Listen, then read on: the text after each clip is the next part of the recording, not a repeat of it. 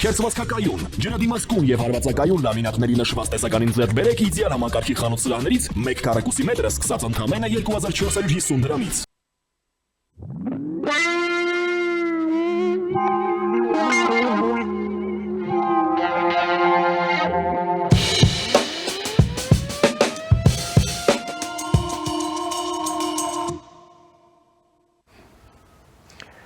Ողջույն հարգարժան տիկնեք եւ պարոնայք, առաջին լրատվականի եթերում Մեհրաբյան on-line-ն է, ես Ռուբեն Մեհրաբյանն եմ։ Այսօր մի քանի կարևոր իրադարձություններ են տեղի ունենում մեր տարածաշրջանում եւ տարածաշրջանի շուրջ։ Ստամբուլում ռուս-ամերիկյան բանակցություններ ընթացան, որոնք տևեցին 5.5 ժամ, դրանից հետո հաղորդագրություն գոնե այս պահի դրությամբ մենք դեռ չունենք, սակայն մյուս կողմից էլ դրանք հարցերի շատ լայն ընդգրկում ոնց որ թե չպետք է ունենային, իհարկե ռուսները փորձում էին սրան շատ մեծ դարակազմիկ նշանակություն տալ,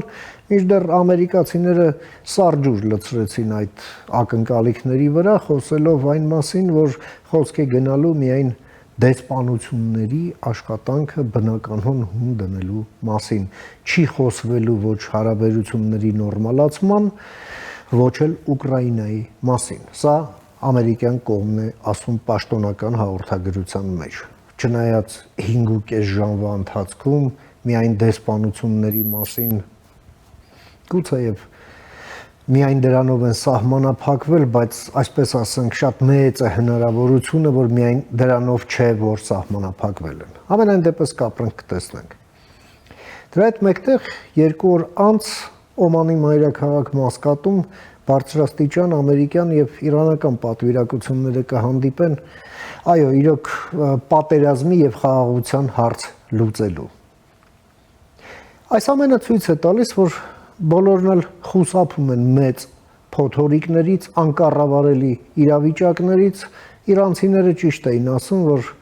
քարեր շպրտել այնտեղ, որտեղ բոլորի տները ապակուց են, այդքան էլ խելամիտ բան չէ։ Եվ այո, խուսափում են մեծ քարեր համենայն դեպս շպրտելուց։ Էրդողանն է ելույթ ունեցել իր կուսակցության պարլամենտական խմբակցության առաջ, խոսելով առաջիկա փոթորկի մասին, որը շոշափելու է թե մեծերին, թե փոքրերին, սա մեջբերում, եւ ասելով, որ նոր աշխարհակարգ է, որտեղ պրոտեկցիոնիզմ է լինելու, որտեղ յուրաքանչյուրն իր գլխի ճարն է տեսնելու եւ այստեղ իհարկե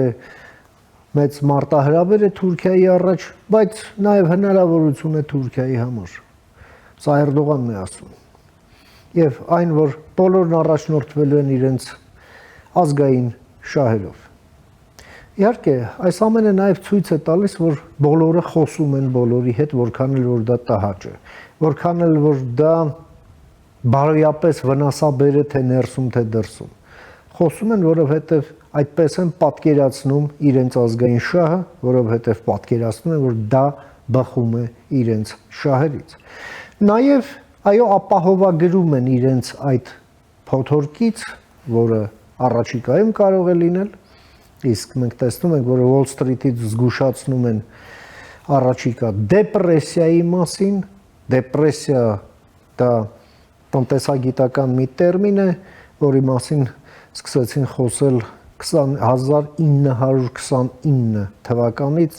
երբ ուղղակի փլուզվեց Նյու Յորքի բորսան։ Եվ տևական ժամանակ այնիշ տեղի էր ունենում համաշխարհային տնտեսության մեջ, այո, դեպրեսիա էր։ Միացյալ Նահանգները կորցրեցին իրենց համախառն ներքին արտադրանքի շուրջ 40%։ Հետո նոր այդ ժամանակ էլ տարիֆներ էին դնում այդ Հուվերի նախագահության տարիներին, որը Ռուզվելտը եկավ եւ ուղղակի գրչի մեկ շարժմամբ այդ բոլոր տարիֆները հանեց, որովհետեւ դրանք վնասում էին առաջին հերթին Միացյալ Նահանգներին։ Բայց մենք դեռ այդ իմաստով իհարկե եթե զուգահեռներ տանենք միայն ճանապարհի դեռ սկզբում ենք։ Եվ այս ֆոնին Հայաստանն ու Իրանը պատմության մեջ առաջին անգամ համատեղ զորավարժություններ են կազմակերպել, որում շատ հետաքրքիր ձևով։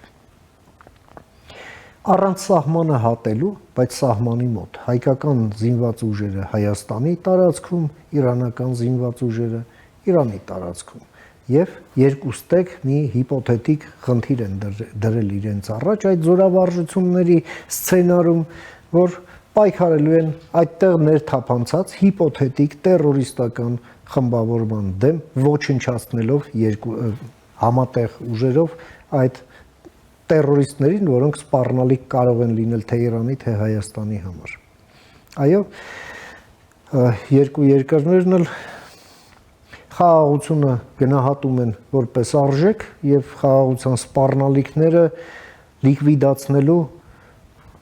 ջանքերի կոորդինացում են մշակում այս զորավարժություններով։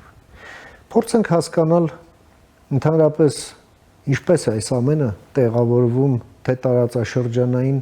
թե գլոբալ կոնտեքստում։ Եվ այդ նպատակով ես մի հարգարժան հյուր եմ հրավիրել մեր տաղավարում, սիրով ուզում եմ ներկայացնել, մեր հյուրն է ռազմական փորձագետ, քաղաքագիտության դոկտոր, ազգային անվտանգության, ռազմական անվտանգության հարցերով մասնագիտացած փորձագետ Հրաչյա Արզումանյանին բարև եք եկել, պարոն Արզումանյան, շնորհակալ եմ։ Պարոն Արզումանյան, դուք հետևում եք այս տեղեկատվությանը, հաղորդագրություն տարածվեց այս մասին, ընդ որում թե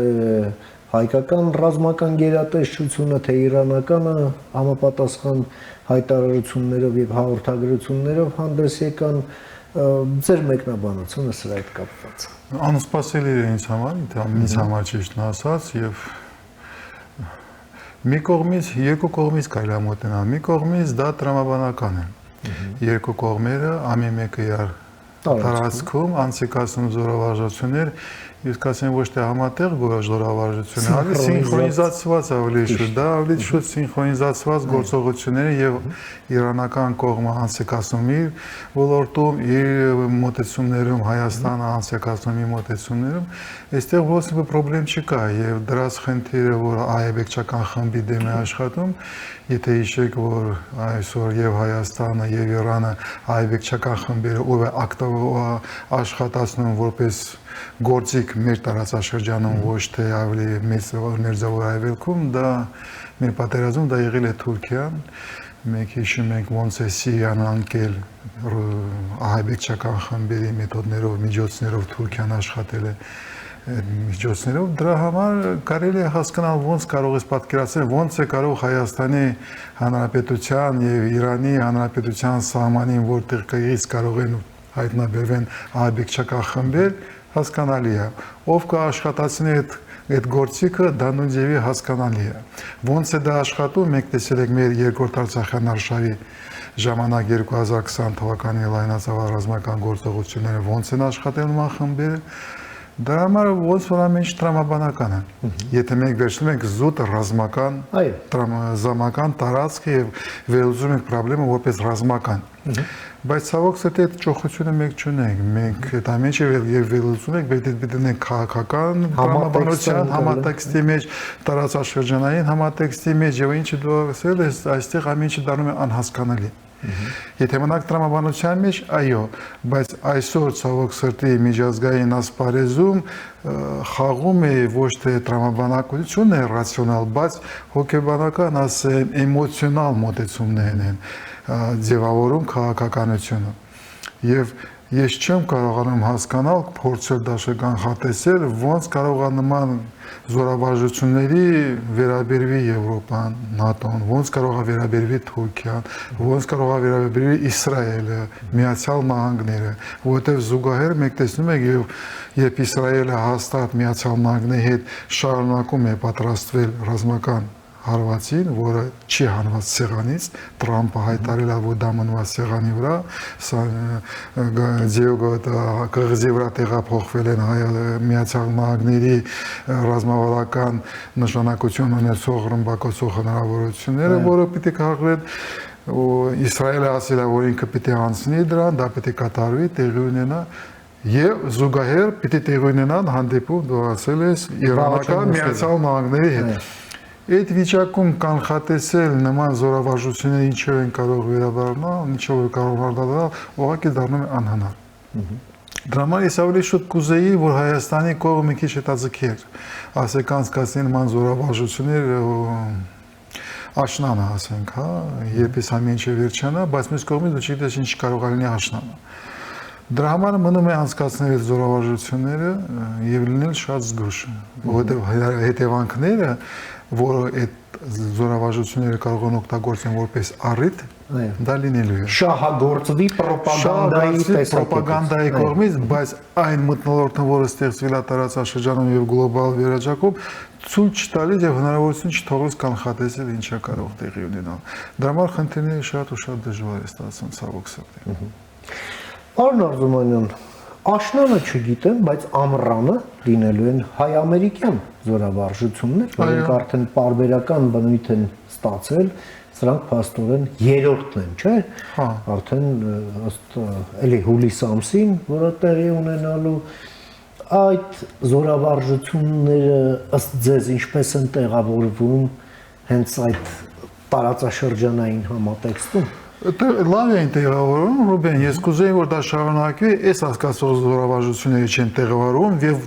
տրամաբանությունից դուրս են, որովհետեւ Հայաստանի վարքը եւ գնում է զման զորավարժությունները, ինձ համար մի քիչ նորություն կգամ անհասկանալի է,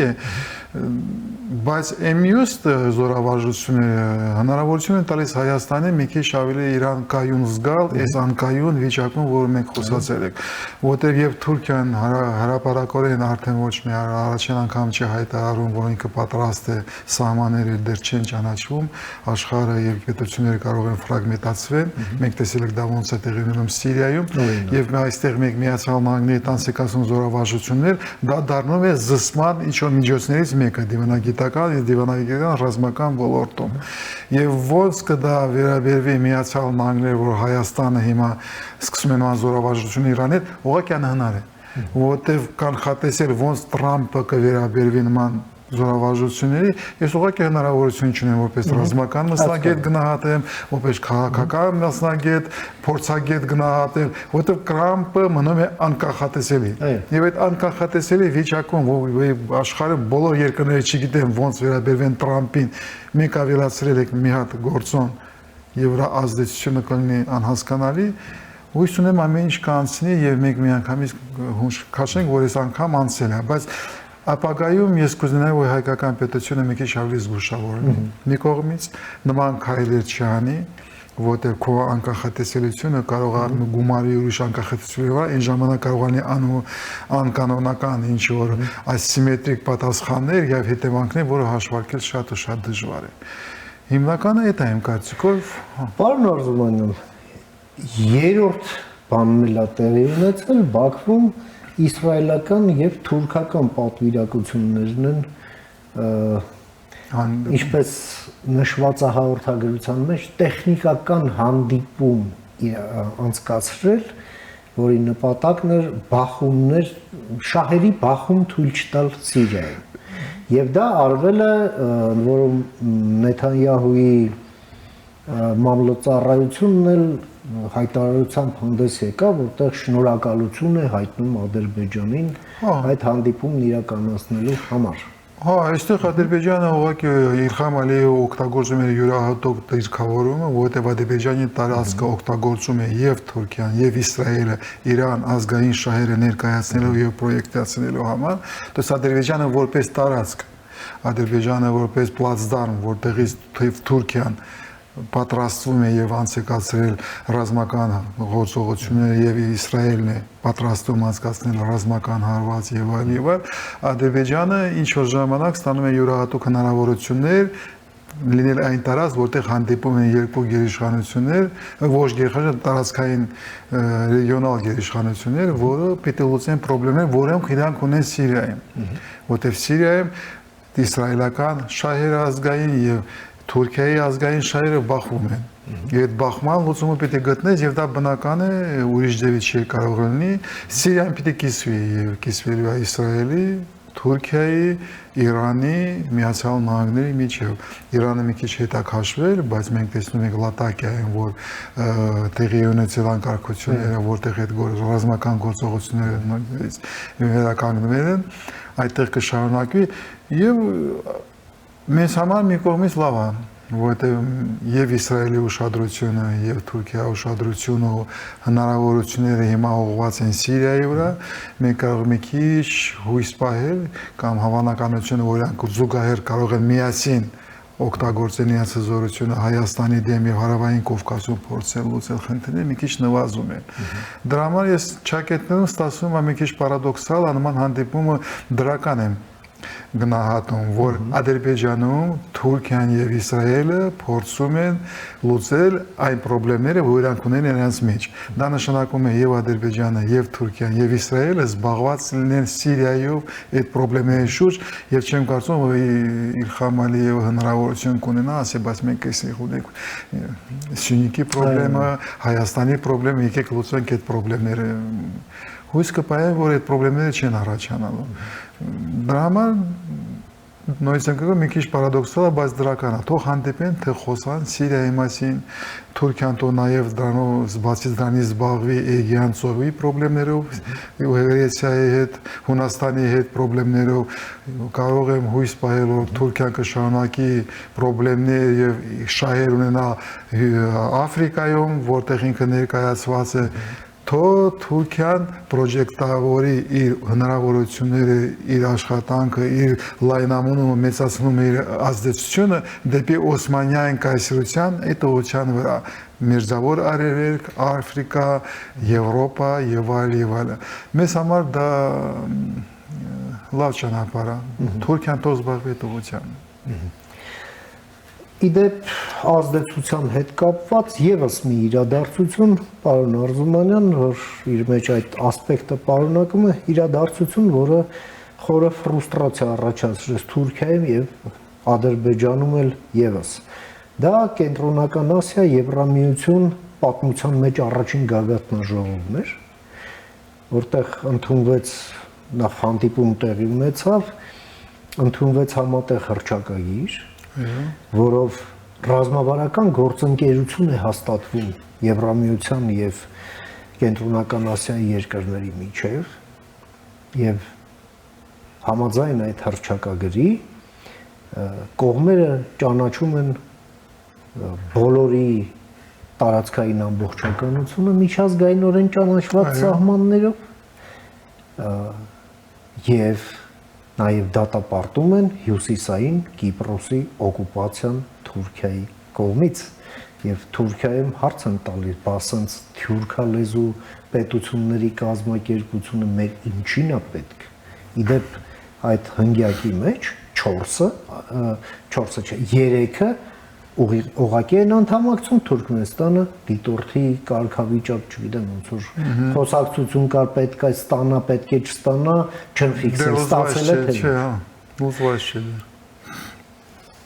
Այստեղ տրամաբանական է, այստեղ խնդրեմ չկա, որովհետև այդ տեղի ունեցավ այդ process-ը գործընթացը, բայց երկար ճանապարհ է անցել։ Եվրամիությունը վաղուց 2 տարի առաջ առնվազն հայտարարել է, որ ինքը ունի եւ ինքը պատրաստվել է ռազմավարություն, ինքը ոնց է ներկայանում եւ մտնում Կենտրոնական Ասիա եւ ոնց է այդտեղ պահպանելու իր շահերը։ Եվ այստեղ համընկնում են Եվրամիության շահերը, Հայաստանի շահերը, Իրանի շահերը եւ Կենտրոնական Ասիայի պետությունների շահերը, որովհետեւ բոլոր պետությունները եւ ալյանսները, որի մասին մենք խոսել ենք, հետաքրքրված են խաղաղության մեջ։ Այո։ Իսկ Ռուսաստանը, Թուրքիայի տարածաշրջաններում մտնելը, տարածաշրջանում իր շահերը պաշտպանելը գնում է անկայունության եւ ռազմական գործողությունների մեթոդներով, միջոցներով։ Դրա համար, երբ Կենտրոնական Ասիան ընտրում է մի ճանապարհ, որը հիմնված է խաղաղության եւ կայունության վրա, դա ավտոմատիկ ձևով Թուրքիայի հնարավորությունները այդ տարածաշրջանում դուրս են մղվում։ Նաև դուրս են մղվում Ռուսաստանի շահերը, որովհետև Ռուսաստանը հիշում եք, որ Աստանայում անկայունություն է տեղի ունեցել, այն ժամանակ հապկը մտել է եւ այլն։ Այն կայսրություններ են ուժային կենտրոնները, որը մտադիր են վերականգնել իսկ կայսրական ոչ կայսրական քաղաքականությունը նրանք այդ նման լուծումներից ուղղակի պարտվում են եւ մենք տեսնում ենք դա ոնց է տեղի ունենում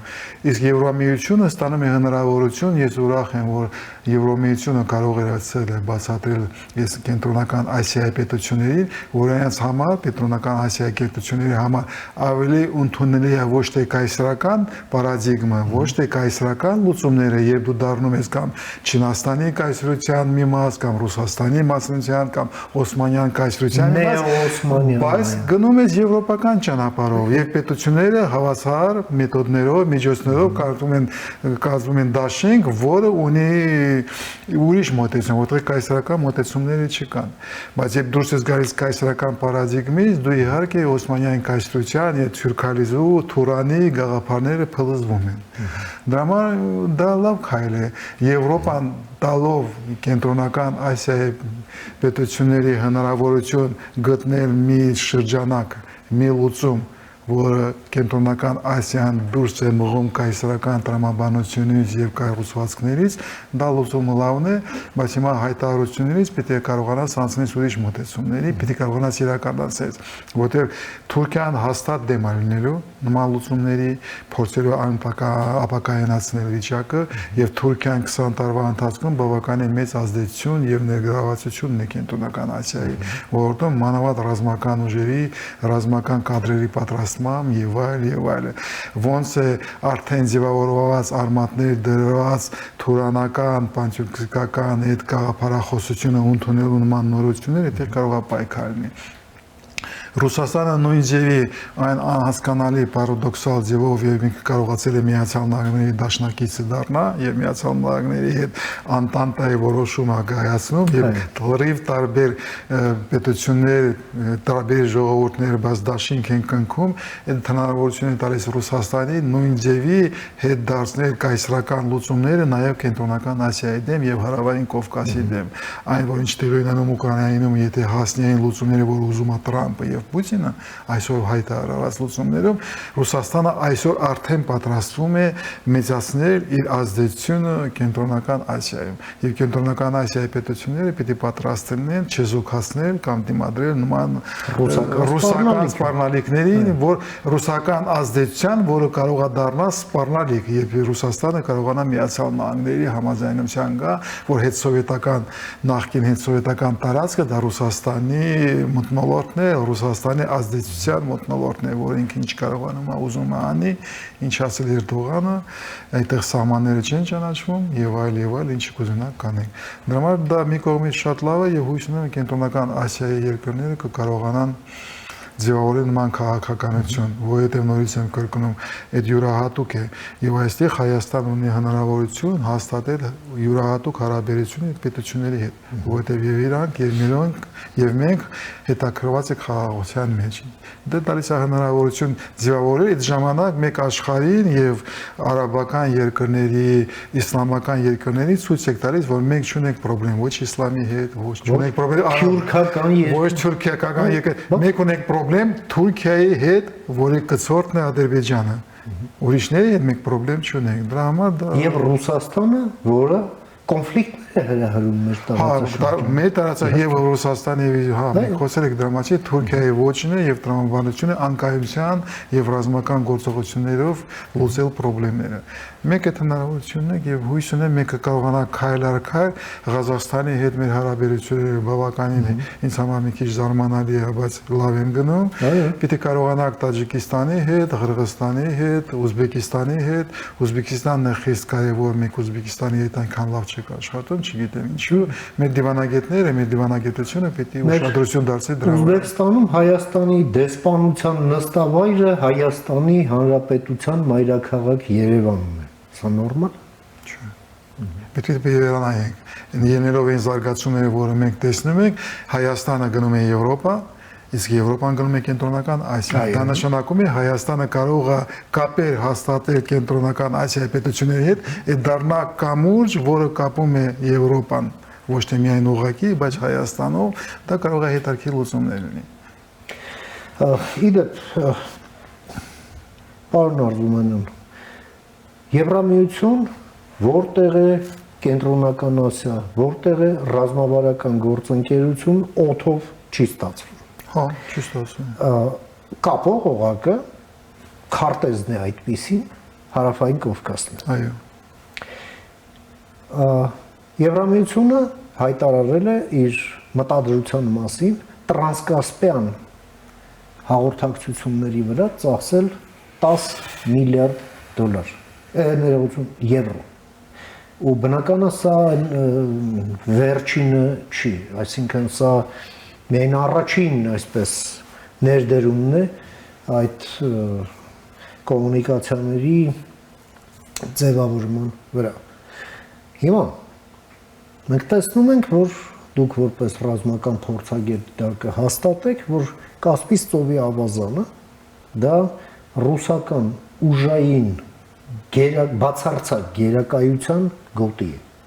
Հա, թե ռազմածովային ուժերով Կասպից ծովի նավատորմի իրենց հարվածային հնարավորություններով, հա, ռազմաօդային կոմպոնենտով, ցամաքային կոմպոնենտով եւ այդ իմաստով այս ողջ կոմունիկացիայի մեջ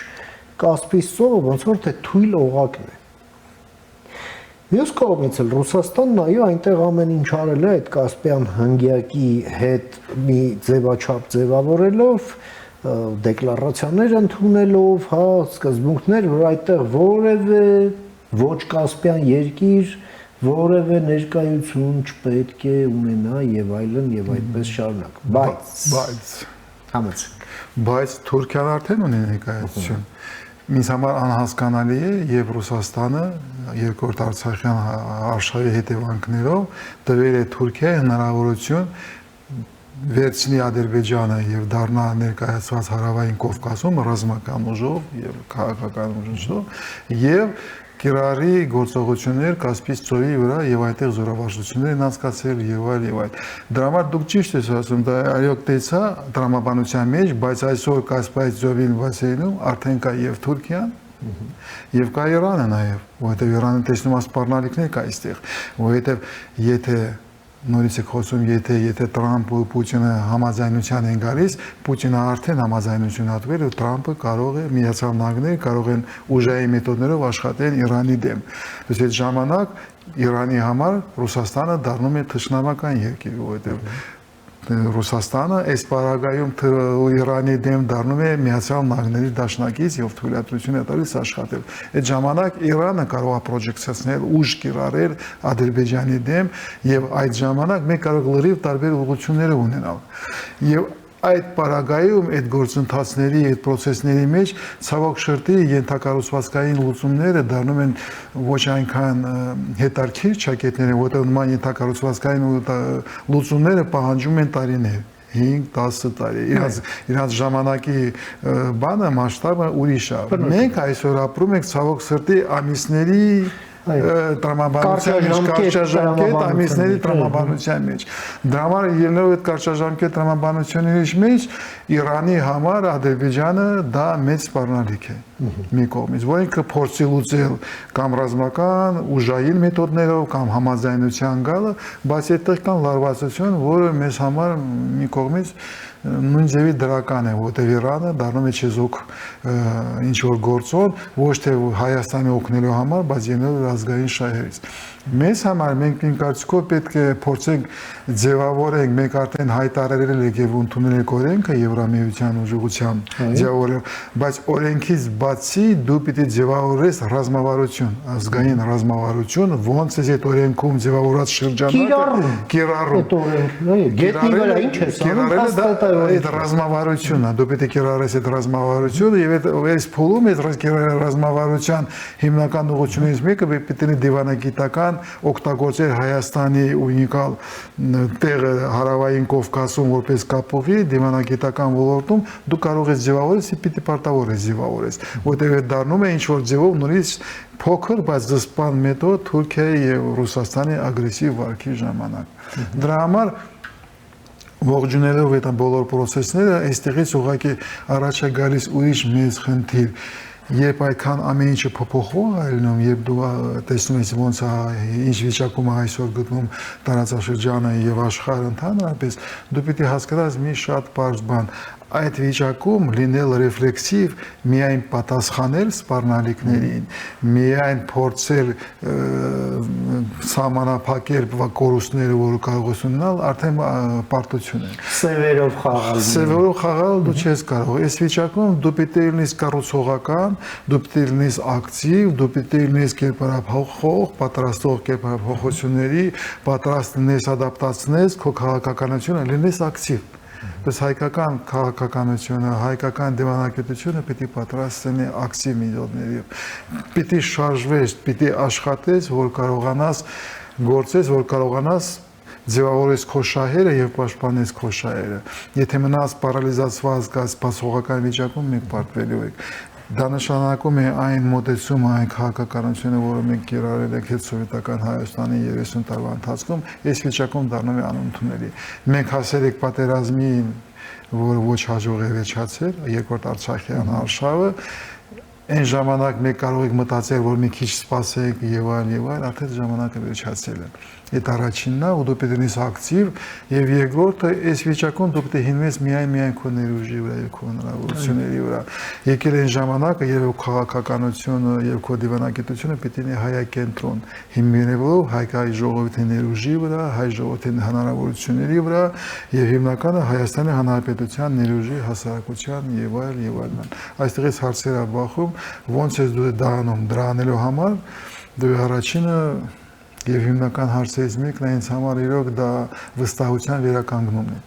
То есть դու որպես պետություն եւ ազգ կարող ես հնարավորություն ունես դիմադրել ես բոլոր սպառնալիքներին, եթե դու վերականգնում ես հավատքը եւ փոխվստահությունը պետության, հասարակության եւ իշխանությունների մեջ։ Եվ ինքդ քո նկատմամբ դու ինքդ հավատում ես, որ այդ ուշ է արդեն հավատելու մասին, ուրիշ ելք չկա։ Տեսեք, պարոն Արզումանյան, դուք եք ասում, շատ կարևոր բան, որ մենք ունենք այդ ռեսուրսները, այս հարցերը լուծելու համար, որը ունի կենսական կարևորություն մեր համար։ Ասելիքս հետևյալն է, մեր մեջ կա այդ հավատը, որ մենք ունենք այդ ռեսուրսը, այսա, որովհետև տեսեք դուք որպես փորձագետ, որպես մասնագետ փաստում եք այդ ռեսուրսի արկայության վերաբերյալ, հա, բայց շատ կարևոր է, որ հանրությունը եւս ինքը գա, որ այո, եթե ես ունեմ այդ ռեսուրսը, ես ունեմ հավատ իմ ուժերի նկատմամբ, այդ ռեսուրսը օգտագործելու իմ նպատակներին հասնելու համար։ Եվ այստեղ հիմնական խնդիրն է, այստեղ ավելի շուտ տեսնում եմ խնդրում իշխանությունների մեջ, իրանք այդ վարկից 2020-23 թվականի պատերազմից պետք է դուրս գան։ Այդ պարտվողական կոտրված վիճակով, երբ դու ամեն ինչ հանձնում ես, փորձում ես ամեն ինչին համաձայնացնել ես, նետ ես, հետ ես նահանջում, հանձնում ես այս խնդրեմը, ձեռք մի տվեք, խնդրում այդ վիճակից պետք է դուրս գաս։ Նման իշխանություններ ունենալը դա արդեն պարտություն է։ Այս վիճակում ինչ կատարում է աշխարհում, այն ինչ կատարում է տարածաշրջանում, այդ մոտեցումը Ռուբեն չի աշխատելու։ Այստեղ իշխանությունը պետք է փոխի իր վարքը, իշխանությունը պետք է դուրս գա այդ պարտվողական վիճակից։ Պետությունը պետք է հասկանա, որ ուրիշ ելք չկա այդ պարտվողական ցավից, դեպրեսիայից պետք է դուրս գաս եւ կարողանաս հասարակությունը տեսնելով, որ իշխանությունները դուրս են գալիս, պետությունը դուրս է գալիս, այդ ժամանակ հասարակությունը կարող է միանալ։ Բայց այսօր մի քիչ հակասական է, մենք մի քիչ պարադոքսալ ժողովուրդ ենք։ Ես տեսնում եմ, որ իմ հասարակությունը ավելի շուտ պատրաստ է դուրս գալիս վիճակից։ Իմ ազգը, իմ ժողովուրդը չի ուզում պարտված լինի, չի ուզում, որ այս դա շարունակվի։ Իմ ազգը, Հայաստանի Հանրապետության հասարակությունը պատրաստ է հետ թողնել այդ պարտվողականը եւ գտնել մի ելք դուրս գա այս վիճակից, այս դեպրեսիայից, որտեղ դեպրեսիայում ապրելը հնար է։ Այս վիճակում, որ մենք գտնում ենք, հասարակությունը պատրաստ է։ Իմ կարծիքով իմ մոտ զգացողությունն է, ցավոք սրտի զգացողության մասին պիտի խոսեմ, չափելը շատ բավականին դժվար է, բայց սոցիոլոգները նույն բանն են փաստորեն ասում, հասարակությունը պատրաստ է փոփոխությունների եւ այդ փոփոխությունները պետք է լինեն կտրուկ եւ որակյալ։ Այդ ոչ թե այն նահանջելու, փորձել հարմարվելու այն վիճակին, որ այդ ճանապարհի վրա չի լինելու։ Մենք պետք է ձևավորենք կտրուկ փոփոխությունների եւ խաղաղ սպիտակներով։ Եվ ի վերջո հասկանանք, որ մենք ունենք այդ հնարավորությունը, այդ խաղալու հնարավորությունները ունենք, ի վերջո սկսել խաղալ։ Շատ շնորհակալ եմ, պարոն Արզումանյան, շատ կարևոր արձանագրումների, դիտարկումների եւ եզրակացությունների համար, որը դուք բարձրաձայնեցիք եւ ներկայացրեցիք մեր հեռուստադիտողին եւ ձեր ժամանակից ժամանակ հատկացրեցիք մեր եթերին։ Շնորհակալ եմ ձեզ։ Ամենայն բարիք։ Մենք զրուցեցինք մեր գործընկեր քաղաքագիտության դոկտոր, ազգային եւ ռազմական անվտանգության հարցերով փորձագետ Հրաչյա Արզումանյանի հետ, լսեցինք իր դիտարկումները կապված նախ հայ-իրանական համատեղ այդ զորավարժությունների, ինչպես նաեւ մեր տարածաշրջանային իրողությունների, դրանց վերաիմաստավորման անհրաժեշտության, ինչպես նաև դրանից բխող գործնական քայլերի հետ։ Կարդաթարից հետո կվերադառնանք, մնացեք առաջին լրատվականի հետ։